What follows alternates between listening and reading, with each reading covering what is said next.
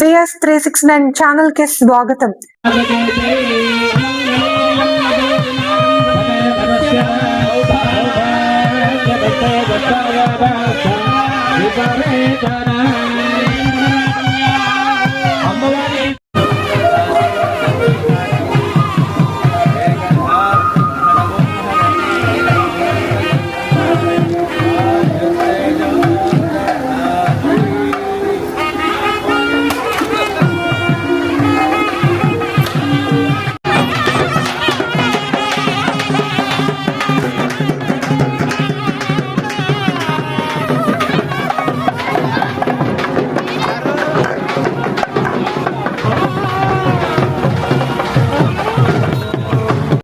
ఈ పర్వతం యొక్క విశేషం ఏమిటో, స్వామివారి యొక్క గొప్పతనం ఏమిటో, అమ్మవారి యొక్క గొప్పతనం ఏమిటో వివరించబడేటటువంటిదే, పురాణంలో చెప్పబడినటువంటిదే ఇప్పుడు మనం ఈ మహాసంకల్ప మంత్ర పఠనంలో చెప్పుకుంటున్నాం. కాబట్టి మీరందరూ కూడా మీకు కూడా అర్థమవుతుంది, శ్రద్ధగా వినాలి.